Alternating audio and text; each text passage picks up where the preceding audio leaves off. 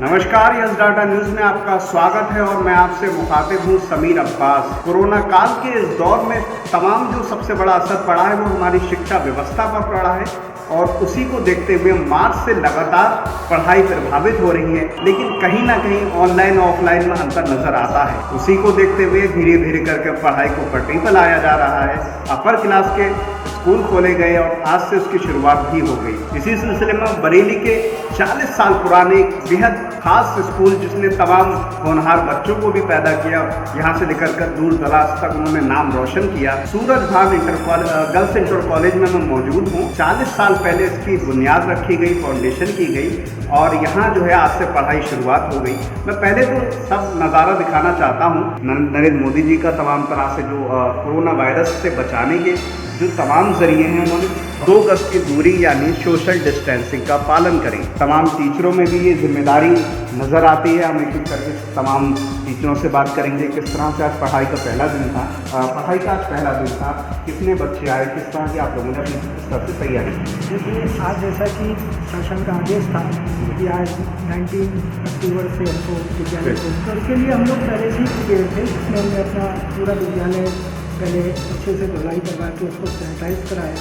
और जैसा कि आज बच्चों को आना था 9:30 के आसपास, तो हम लोग सारे टीचर्स में कुछ लोग आगे बाहर थे तो हमने स्कैनिंग वगैरह बच्चों की की और सैनिटाइज वगैरह हमको करने के बाद मेन सबसे पॉइंट था जो सहमति पत्र उनके लगवाए गए थे वो हर बच्चे के हाथ में होने चाहिए थे। जिस समय वो विद्यालय में आए तो उन बच्चों के पास थे, उन्हीं को ही प्रवेश दिया गया।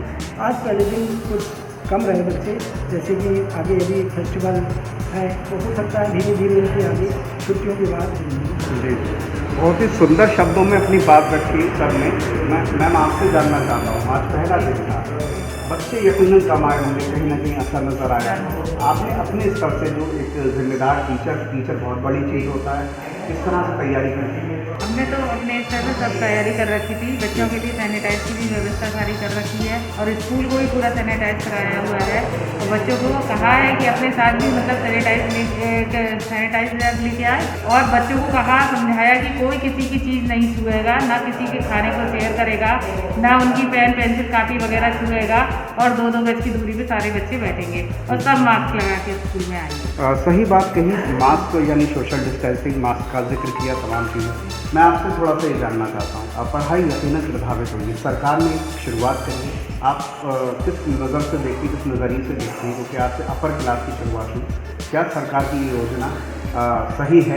बिल्कुल सही है सरकार की योजना, परंतु सरकार की योजना सही रह सकती है अगर हम लोग सरकार के दिए हुए इंस्ट्रक्शंस का पालन करें और बच्चे भी, हम अपने बालक बालिकाओं को, अपने स्टूडेंट्स को भी सरकार के दिए हुए इंस्ट्रक्शंस का पालन करने को अवगत कराएं। हम लोग पहले से सब व्यवस्था करके बैठे हुए हैं और हर रूम में हमने सैनिटाइजेशन कराया गया, बच्चों के लिए एक्स्ट्रा मास्क की व्यवस्था की, शुद्ध जल की व्यवस्था है हमारे यहाँ, बच्चों के हाथ धोने के लिए शुद्ध जल और साबुन की व्यवस्था की हम लोगों ने और बच्चों को सोशल डिस्टेंसिंग का पालन करने के लिए हमने बच्चों को कहा और बच्चों को ये भी बताया हमने कि ना किसी की चीज़ लें ना दें। अगर हम लोग सरकार के दिए हुए नियमों का पालन करते रहेंगे तो ये व्यवस्था पूर्ण रूप से सफल होगी। यकीनन कोई भी जो सिस्टम, जो भी सरकार योजना लाती है उसको सिस्टम में बैठे लोग सही करते और जो यहाँ नज़र आ रही है, मैं आपसे भी सर जानना चाहता हूँ। हिंदी में कहा गया है जान है तो जहान, किस तरह से देखते हैं सरकार की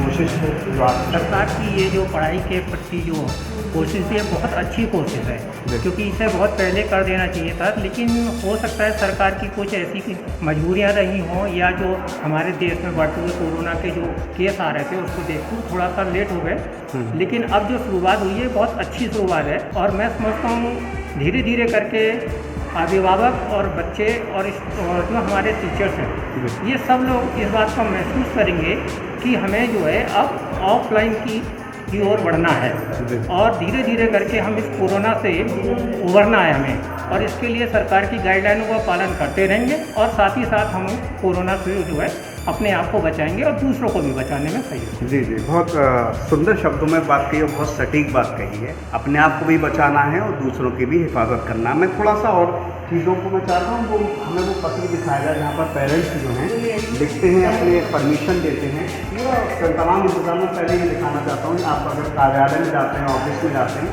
तो आपके सामने सैनिटाइज़र है। इसमें जब हम लोगों ने प्रवेश किया तो हम सैनिटाइज़र किया गया। ये थोड़ा सा मैं दिखाना चाहता हूँ। देखिए, अभिभावक ने यानी पेरेंट्स ने सहमति पत्र दिया एक बच्चे का, वो उसने आके यहाँ के आज पढ़ाई करी। इस तरह से पूरी तैयारी नज़र आ रही है, तमाम चीज़ें हैं, क्योंकि गवर्नमेंट का ये आदेश था कि पहले परमिशन ली जाए, अगर पेरेंट्स परमिशन देते हैं तब आगे वो पढ़ाई करेंगे। मैं एक बार थोड़ा सा स्कूल का बाहर से नज़ारा भी दिखाना चाहता हूँ। दूर तक मैं जो हरियाली देख रहा हूँ, ये बताने के लिए काफ़ी है कि यहाँ जो टीचर पढ़ाते हैं, जो मैनेजमेंट है, क्योंकि यहाँ से जो ऊर्जा निकलती है वही पढ़ाई के माहौल को बेहतर बना देती है। और इसी को देखते हुए सूरज भान inter college, girls inter college में 40 साल पहले इमारत रखी गई और यहाँ से बच्चे पढ़कर हिंदुस्तान के तमाम शहरों में बरेली का नाम रोशन कर रही हैं। यकीनन तमाम व्यवस्था की गई है, तमाम चीज़ें हैं, पढ़ाई को पटरी पर लाया जा रहा है। बहरहाल इन तमाम बातों के साथ मैं समीर अब्बास, कैमरामैन सरताज हुसैन के साथ, जस्ट डाटा न्यूज़।